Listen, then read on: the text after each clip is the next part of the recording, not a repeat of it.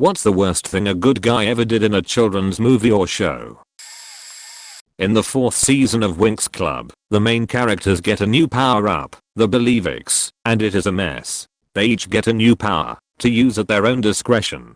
Here is a quick description of what these powers let them do. Strength of life, Bloom. It lets her make people believe in magic, and help them overcome their weaknesses. She decides what qualifies as a weakness.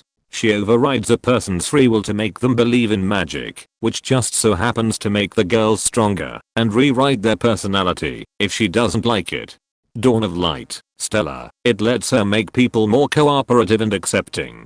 Basically, she overrides another person's free will, so they do what she says. Breath of the World, Flora. It lets her make people show more appreciation for nature. Nice on paper, but it basically makes people ignore potentially more important tasks, or forego certain technologies, in favor of nature. Brightheart, Musa. This is actually the most normal, because aside from the usual of making people believe in magic, its only other effect is to convince people that they can change.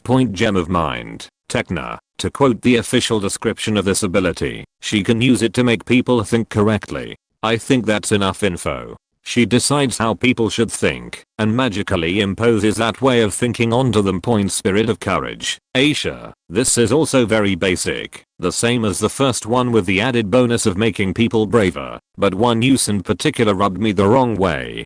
In one scene, she made a girl walk through a wall of fire, to escape a burning building. The girl with water magic just made a girl walk through fire. The girl with water magic whose best friend is on the way to becoming an insufferable Mary Sue, and whose fire magic can extinguish any flame with a snap of her fingers. There was literally no need to endanger that girl like that. They had 2 people on scene, who could have not only saved the building, but also all 6 of them could have repaired it with magic. Overall, those girls are a threat to society. They're emotionally unstable, have zero coping mechanisms for when they get sad, and are basically demigods. Musa once saw her boyfriend with another woman, and she just ran away crying like a kid. She has sound-based powers. She could have easily listened what they were saying.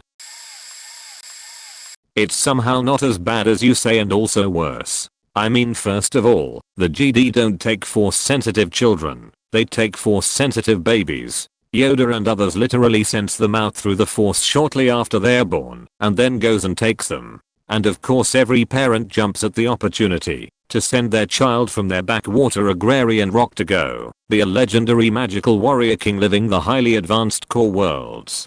Side note, I'd love to see a story about someone on Coruscant who knows what the GD are actually like and has to hide their force-sensitive child, but at the same time the philosophy of the GD is pretty sensible, if a bit archaic. The dark side of the force is fueled by emotion. And worse, it creates a feedback loop that further amplifies negative emotions. So the GD philosophy means not letting your emotions take control of you. Unfortunately, many GD have become entrenched, negligent. They preach the teaching and training of the order without ever understanding it, forcefully suppressing emotions rather than understanding them and coming to terms with them. Ultimately, many Sith or Dark GD are created by a desire to defy the GD order.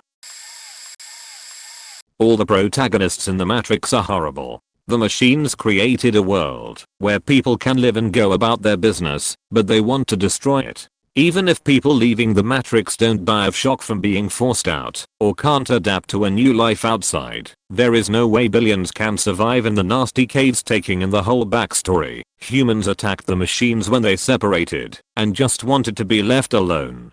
Humans destroyed the Earth's atmosphere to fuck with the machines' solar power. The machines created a utopia for the humans and they destroyed that too. So essentially the machines were victims of genocide over and over, no matter how meek and helpful they acted. This is to the point that humans would rather doom the planet than coexist with the machines. Instead of exterminating humans, that machines created a virtual reality world where they could live their lives peacefully and comfortably. Then a few malcontents come and doom the human race all over again, just because their reality isn't real enough. Great movie, but these are the most evil protagonists ever. Reddit. Sheet. I didn't read children's. I worked too hard on this to delete. Not a show. but this is one of the reasons why Ratchet was retooled in the second game of the Ratchet and Clank series. He spends the first act of the original game looking up to Captain Qwark and helps Clank find him in order to become a galactic hero like his idol. But after Qwark tries to murder them to cover his tracks, destroying Ratchet's idealism in the process. The entire second act of the game is due to Ratchet and Clank being in an uneasy alliance, since Ratchet doesn't care about stopping the villains, he just wants to kill Qwark. In fact, he and Clank spend the second act insulting and bullying each other. They make up for it by the end of the second act after Ratchet finally gets it through his boneheaded mind that the matter at hand is deathly serious and quickly makes up with Clank. In fact, the first act 3 world has Ratchet panicking after Clank gets struck by lightning, and it's the only planet where you don't have Clank providing his special abilities because Ratchet won't let him leave the ship for fear of his safety. It's actually a major moment of character development for him but it's completely glossed over in the remake, and Ratchet's reaction to Qwark's betrayal is dismay and depression, rather than blind rage. Okay, hear me out. We are made to despise Gaston in Beauty and the Beast, and for what? Sure, he's a little narcissistic and lacks empathy. He has a thing for Belle, and continuously asks her to date him despite her turning him down. He's a desperate human with a need for external validation and we are led to think the Beast is a good guy? And we are just going to ignore that he literally kidnapped a girl and isolated her for so long that she developed Stockholm Syndrome? And despite us seeing his soft side in the end, we see him lash out at her and generally act like a dick for the entire beginning of the movie, and we are just supposed to be like, yeah, he's definitely the good guy. I don't think so. Edit. I didn't even touch on the concept of bestiality, but yeah, that's there too. Edit too. Don't get it twisted. I don't think Gaston is the good guy. He's still awful. But I gotta say, while I love the film itself, I never grew to love the Beast or saw him as the protagonist. I always wanted to see Belle with someone that wasn't him or Gaston. That's my opinion though. I understand everyone else's perspective that commented. Let's be real though, the real MVP of this movie was Sultan. Very good boy 10/10. I don't know about worst, but it's always been a real stick in my craw. The Apple family refusing the Flim Flam Brothers business deal in their first appearance on MLP. So background for the STID. The Apple family makes apple cider. It's delicious and creates these obscenely long lines of customers, and they routinely run out of stock long before they run out of customers on a given day, much to Rainbow Dash's personal dismay. Then along come the Flim Flam Brothers. I know, obvious bad guy name to run away from, but pretend you don't live in a fantasy universe where your name provides meaningful insight to your intentions. The Brothers Flam have a machine that automatically sorts good apples from bad and produces cider of roughly equivalent quality to the Apple family's product, as evidenced by Grandma Apple being unable to suppress a smile of satisfaction when she drinks her competitor's sample. They offer the Apple family the following deal. The apples maintain the orchard, the Flim Flams produce the cider, and they split the profits 25/75. The brothers waypoint. Then the dumbest thing happens. The apples conclude that at 25% of their earnings, they'd be broke, and they immediately pass on the deal. No follow-up questions. Just a straight no. Fast forward. There's some admittedly shady behavior from the brothers, where they resort to stealing the apples, but they agree to a contest. Whoever produces the most cider gets to stay, and the loser has to leave town. In the end, the rest of the main six are allowed to help out, and through magic and friendship, they beat the Flim Flam machine. Sort of point, but at the first leg of the contest, when it was just the Apple family participating, the people who normally would be making the cider, the Flim Flam's machine is able to produce 6 barrels of quality cider in the same time the apples can make 1 barrel. So if you do the math, yes, the apples would be making 0.25x money per glass of cider sold, but they'd be producing 6x as much cider. And considering the extreme popularity of the product, I'd say it's reasonable to assume they'd be able to sell it all. 6x 0.25 is 1.5. They'd be making 50% more money and only doing half the work, growing the orchard. Hell, they'd probably be in line To make even more money, if we start talking about expanding to surrounding markets like Manhattan, the flimflam's building another idea machine. And when you consider the amount of economic opportunities that would open up for the town as a whole with people flying in to do business with the Apples and flimflams, the Apples lost a gigantic business opportunity for themselves, their friends, and Ponyville as a whole. All because they couldn't wrap their minds around some simple math point. Irks me every time I think about it. I don't think mine are nearly as bad as a lot of the ones on here, but here goes. When Aang and Zuko are having an argument about whether or not to kill the Fire Lord or figure out something else to do to stop him, Zuko jokingly suggests gluing the Fire Lord to a wall forever so he can't hurt anyone anymore, and Aang agrees. Aang would really rather leave a guy glued to a wall for the rest of his life than just kill him. Just think about that for a while. On Dora the Explorer there was an episode where a dog catcher caught a bunch of puppies, but then one of them escaped, and Dora had to help him rescue his friends. So in the end they find a bunch of keys, open every cage and let all the puppies escape, and live free in Dora's jungle. Yay, stray dogs. I don't know why they didn't just use actual wild animals for this instead of puppies, cause if they had done that then the catching and locking up animals is bad lesson would worked. But this episode was what made me think dog catchers were assholes who liked catching and locking up dogs for fun. Yes, I know maybe there are some dog catchers out there who are actually like that, but not all of them. And finally the stupid mom and dad from Dog with a Blog. They're supposed to be loving parents, but they regularly forget their kids / leave them behind, don't listen to their kids, and are really overall just terrible people. The worst was when the dad didn't want his daughter on social media, so he posted embarrassing pics of her for all the school to see, which resulted in her getting bullied all week at school. But hey, it's okay cause she learned an important lesson: to watch what you say online, right? I will give them credit for this one though, cause the dad was proven wrong in the end and did apologize. Mace Windu is a major asshole most people don't notice, but literally from the first moment Anakin steps in front of him, he's just belittling him, which could be a defensive reaction to seeing a threat that big, if he was trained. He then tells Anakin he doesn't trust him at all, after being one of the people who ordered him to spy on his friend, and when Anakin pulls through to turn Palpatine over he tells him to wait in the council chambers, so he won't get involved, saying, "If this is true, you will have gained my trust," as if Anakin hadn't been fighting a war with him for years on end, overturned his friend because he was a Sith, lectures people about the importance of the GD code, and then immediately tries to break the very code Anakin has been struggling to meet, while trying to save everyone he knows, but tries to execute him anyway, because Palpatine is too dangerous. The GD themselves are a cult that abducts children, voluntarily, because who says no to an incredibly powerful space wizard on your doorstep, brainwashes them, tells them to let go of all feelings, and are constantly involved in shady practices that seem absurd even for an intergalactic group of peacekeepers that create most of their enemies and solidify the need for them in a doomed society.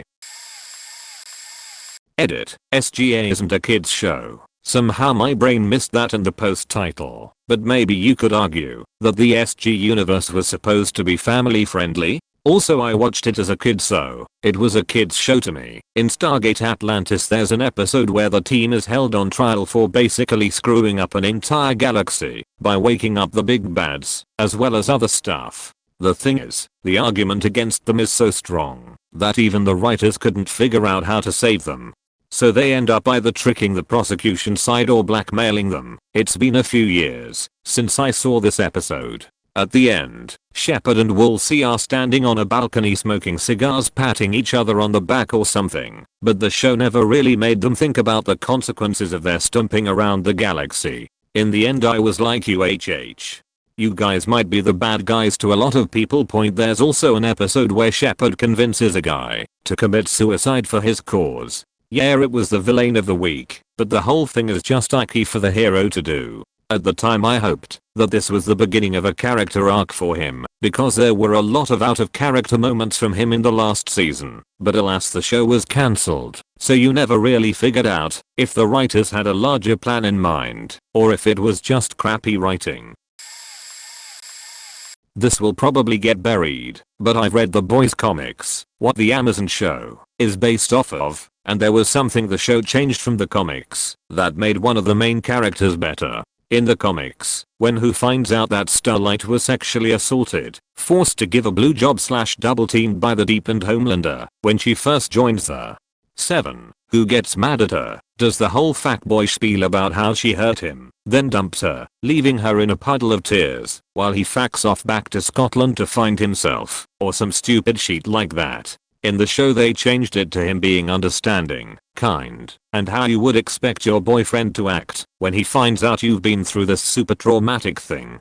And to make it even more infuriating, the entire comic up to that point showed Who, just as he is in the TV show. He's this really understanding and empathetic dude, even to some of the superheroes he was supposed to hate. So it was super jarring to see him unable to channel that same empathy when it came to the woman he supposedly loved in the comic. I'm glad they changed it in the TV show and didn't sully his character just for drama's sake or change of pace, which a lot of shows are guilty of. On my phone, sorry for any typos. Patrick Star from SpongeBob SquarePants. He's done a lot of bad things in the show. It's gotten to the fact I'm surprised SpongeBob is even still associated with him. Here's a list that he's done. Had intention to take Gary away from SpongeBob, made SpongeBob do all the work when they were trying to care for an abandoned baby clam, literally broke out of prison, uses SpongeBob's money to pay for a meal he'd say he would share, but he ate it all, didn't share the toy, ate the toy, and got a new one with taking SpongeBob's money without permission.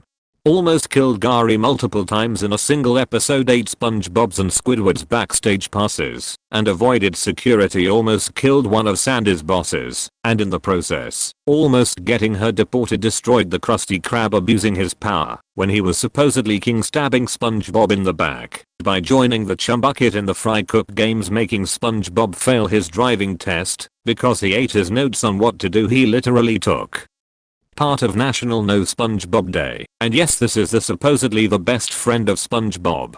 Ate the tartar sauce weapon that Mermaid Man and Barnacle Boy were going to use, and almost got people killed. Keep getting SpongeBob in trouble in boating school, impersonating a doctor, and got away with it. Made SpongeBob look like an idiot just to impress his parents, but continued to treat SpongeBob like one when SpongeBob asked multiple times for Patrick to stop lying about mad smile disease, and caused anarchy in Bikini Bottom, and tbh he probably got someone killed in the process. Having a great time whenever SpongeBob got stuck in a ringer, and made SpongeBob's situation worst. It even got to the point where he made SpongeBob look like the bad guy. That's all I could think of, but there's probably more, so that just shows you how bad of a person Patrick is. My son loves Sophia the First, wherein a dirt poor girl with dirt poor friends living in a medieval society suddenly finds out she's a princess and moves to the castle to be buried in riches. Standard princess fare, right? Except the show does what most of them don't, and continues to focus on her dirt poor friends as well, who she periodically visits to play with, and does absolutely nothing whatsoever to help.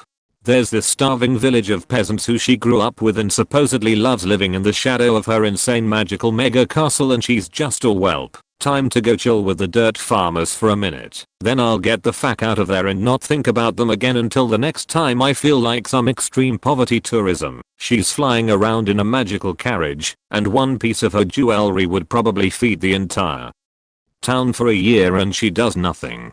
It would probably be less offensive if she just never saw any of them again like in a normal Disney movie, but instead she keeps going back to hang out with them when she's taking a break from her adventures. And her friends never call her out on her shit either. They're just hanging around waiting for a visit. Well, I hope the plague kills me before I get the rickets. Oh look, Sophia is flying in on her talking horse again. Pick any Disney film. There's always something. Anything based on a Grimm's fairy tale has one blunder they clean up, but keep it in. If it's not in the actual movie/show, it could be behind the scenes Snow White kissing a corpse/sleeping person Cinderella, the fairy godmother giving her a until midnight and B gives her animals turned into humans for the night to work for her Peter Pan. Tinkerbell's jealousy drives the entire plot, and she tries to kill Wendy at least once. The Little Mermaid. Father accepts his daughter can marry a complete stranger without even meeting the man himself. Beauty and the Beast. Stockholm Syndrome. Aladdin, lying and stealing to get the girl, as in, he didn't even try to wish for something to make him an actual prince and instead lied. Hercules, Zeus won't let his own kidnapped son back into Olympus and forces him to prove himself. Zeus never looked very hard for the son that conveniently used the very name Zeus gave him. Frozen. Parents who ignore the magic expert and instead traumatize their own daughter to fear herself. The Nightmare Before Christmas. Kidnapping, culture appropriation, and attempted murder. Jack can be naive, but Sally was very deliberate. Mary Poppins. Nothing in the movie, but the author was so insulted by the final product and lies from Walt Disney that she refused to allow any American productions of her work ever again. She even made the demand in her will. Disney responded with a glaring whitewashing of the production and titled it Saving Mr. Banks, then got the rights to Mary Poppins again. Basically everything Jiraiya, Kakashi and the third Hokage did to Naruto before he turned 12. Now, we have this orphan boy with a raging monster inside him and all the grown-ups that were close with his mom and dad leave him to fend for himself. The third seems to have had some good relationship with Naruto, but still nothing more than that kind old man from down the street. And the other two don't even bother to introduce themselves. Like what the fuck? This boy has a weapon of mass destruction in him, and the adults of the village's government think the best course of action is to leave him to his devices, provide some monetary support and let him get all the hate of the villagers. I remember when Naruto fought Gaara and wondered if he had not met Iruka and everyone else, if he might have turned into someone as hateful as Gaara. Well, you would have, and the only ones to blame would be the elders that can't find a foster parent. Sure, it will be hard, but there are still people that were close to Naruto's mom and dad that can take him. Jiraiya is his godfather. FFS. He might not be the best role model and the best parent option, but it's better than nothing. Not to mention he can teach and protect Naruto from trouble. In Codename Kids Next Door there is an episode where they explain the origins of adults. Basically children existed before there were parents. And in this world, there were only children. A utopia for kids was what it was. Though, as you would expect, these kids never picked up after themselves, and in general were extremely lazy. So naturally they created adults to offset this. Even in a utopia someone has to clean the toilets. Adults cleaned up after the kids, cooked for the kids, played games with the kids, etc. Essentially with their serfs. One adult eventually rebelled after an incident where he was too tired to play. This adult would later be known as the main villain of the show, Father. Anyways, a war ensued, yada yada yada. The inevitable peace treaty was the creation of families where kids and adults can live in peace under one roof. This episode really changed the paradigm of how I viewed the K&D as a child. Throughout the whole show you're made to believe that adults were the bad guys and the kids were the good guys. But literally after that episode you learn that the adults were designed by the kids to be their slaves. The adults were 100% justified in their rebellion. They drove the K&D to the moon, hence the moon base, and who could blame them? The original K&D were slave owners who had little to no regard for anyone who wasn't a kid. Father was the first adult to rebel, and even though he's played as a villain he isn't. He's just a man who knows his history, knows why adults were created, knows that the K&D was initially a threat to his kind, and believes wholeheartedly that the family peace agreement will not hold up forever. There was this episode of Caribous where one of the bears whose big thing is baking, Shredder, gets shown up by another character's baked goods. Everyone's flipping out over how good the treats are. This makes Shredder super jealous, so she faking sabotages the oven/ingredients the other character uses to make their treats, which of course causes the rest of her treats to be disgusting. Character 2 is confused and upset. In the show, the main antagonist's name is Beastly. He's this little green monster thing, and although he's always up in some mischief, he's still a decent guy who doesn't really want to do evil. But he's very often the cause of conflict in a given episode. So, Care Bear blames Beastly, makes up some story about how he ruined Character 2's oven/treats, and of course, everyone believes her. Poor Beastly, fundamentally a good guy, is adamant and super upset about being blamed. Care Bear finally gives in to her feelings of guilt and tells everyone she sabotaged the oven, and everyone just faking forgives her instantly and completely, like she didn't just partake in some deeply narcissistic behavior. Think about it. Maybe you'd forgive someone if they apologized for something like that, but would you ever see them the same way again? I don't even remember what this movie was called, but it was a Western movie. The main character was this girl, who I think was like 16, but it was set in the late 1800s/early 1900s, and she sought out help from this old man because she wanted him to help her find her father's murderer. Anyway, the character in question was played by Matt Damon. Don't remember what his name was. He was supposed to be kind of minor antagonist who redeems himself a little later. But oh my god, did this guy suck. He was so fucking creepy.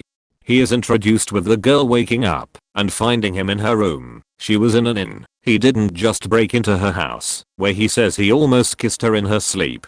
Already creepy without factoring in that she's like 16. I think he was supposed to be like 30. Then there's this scene later on where she does something she's not supposed to, and he tackles her and spanks her. After far too long the other guy tells him to stop, and we just move on. I'm not kidding, they never bring it up again. Point I just wanna add here that combining these two instances shows that he 1 thinks of her as a child he can punish, and 2 is attracted to her. Easiest one was Anakin completing his descent to the dark side by going full school shooter in a GD temple. Like, I can get targeting the adults, but murdering a bunch of kids seems like you're just being comically evil. Point Tony Stark bequeathing a teenager a set of sunglasses with an army of drones. I get that Peter is probably the least likely to abuse it, but just having the sunglasses makes Peter Parker, not Spider-Man, a target. Tony put all those people in danger because he couldn't just give the sunglasses to somebody like Falcon or Bruce. Or just locking them in a highly advanced safe and giving each pre-existing Avenger part of the key, ignoring the fact that he also built a murderous robot in some ill-conceived effort to protect the planet because Tony used inventing to deal with his Avengers-induced PTSD. And the US military recruiting a leading Hydra scientist only to have Hydra slowly take over most of S.H.I.E.L.D. That was pretty dumb. And Bruce Wayne failing to tell I don't know the UN that there's a top secret group of ninjas that have been committing genocides for centuries. I mean, yeah, he killed the guy whom he thought was leader, but you would think they would like to know that. Point probably cold saved Gotham some headaches too. Oh, hey, I'm Bruce Wayne. I'm a billionaire and I'd like to tell you all about the League of Shadows. You can find their burned down hut at these GPS coordinates. They're responsible for a lot of terrorism, and I'm sure you'd like to know that idiot Colt given the Americans something to war on terror. Not really a horrible thing, just kinda jerky. The kids in Code Lyoko are jerks to Sissy the entire series, even though she just wants to be their friend. So, in the show, there is a main group of kids, and the main bully is a girl named Sissy. Throughout the series, she bullies the kids, mainly insults and whatnot, but eventually it's shown that all she wants is to be in their friend group, but she's constantly rude to them because, well, I don't know, she's not emotionally mature. She's like 12. They all are. And she's got daddy issues. But she opens up to them sometimes, and she saved them a couple times. She doesn't know that because her memory gets erased every time they return to the past. But they know, because if you've been in Lyoko, your memory doesn't get reset. That's how it works. And because she's rude to them, they're rude to her back, even though they know Sissy is a good person. She just needs friends. Proper ones. And they know that. I never really noticed it as a kid, but watching the series now, the Lyoko warriors are jerks, but I still absolutely love the series, and I also think that Sissy should definitely gotten redeemed and been a Lyoko warrior. That would have been a great character arc. Gonna go with Wonder Woman making a wish that puts her dead boyfriend in the body of a stranger that she proceeds to have sex with. Maybe the guy would be happy to know his beak got wet with a superhero. Maybe not. For all we know the guy's gay. But either way there was no consent for what was done to him and his body. And while a lot of people are already unhappy with this, can you imagine the shitstorm if the genders were reversed? Like there's a famous issue of Green Lantern where Major Force kills Green Lantern Kyle Rayner's girlfriend and stuffs her in his refrigerator to discover, forever enshrining the term fridging as a term used to describe an accessory girlfriend character that has no agency and gets offed at some point just to develop the main character. Now imagine Green Lantern happens upon Maxwell Lord / Donald J. Trump and wishes his dead girlfriend into the body of let's say Wonder Woman, because he wants her to be able to defend herself this time. Not only does his wish snuff out the life of the Wonder Woman Diana of the Themyscira, but every time they enter the Bone Zone Kyle Rayner is basically wrapping Wonder Woman's body point. It's creepy as fuck, and it's a real shame someone didn't review the script for that train wreck of a movie. Wonder Woman 1984 will forever stand as conclusive evidence that just because you can direct a Wonder Woman movie. The first Wonder Woman movie was a decent popcorn flick. The 7th of May 10 easily and enjoyable does not mean you can write and then direct your own Wonder Woman movie. Patty Jenkins, you done goofed. Oversight in artistic endeavors is not always a bad thing. A bit more studio involvement or perhaps a co-writer on that script might have saved you from yourself and would mean you'd be planning the 3rd movie in your Wonder Woman trilogy right now instead of thinking about kickstarting some funding for a short film based on a poem written by a serial killer in early 1800s Spain. There's an episode of Dexter's Lab where 2 robots escape. These 2 robots are free-spirited and just wanna enjoy life. They decide to go for a drive, sing at a biker bar, start a gonga line. In general, once they escape, they're having a good time. Point obviously as an audience member you side with Dexter. These 2 robots escaped and he needs to get them back. However, leading up to their escape you see how much of slave driver Dexter actually is. In the opening scene Dexter checks the productivity of all his robots, all of which are clearly sentient. One robot accidentally drops a bottle. He dropped one bottle and Dexter has him crushed instantly. The robot apologized sincerely, but Dexter still had him destroyed. It's played for laughs, but given the context, the 2 robots who escaped are well within reason to do so. If Dexter will kill you for something that minor, Dexter's always had a huge ego, but that episode was something else. That episode really gave you a better understanding of how sociopathic Dexter is. He could easily design simple robots to do the job, but for some reason he builds them with sentience. Almost like he wants them to know just how fake they are.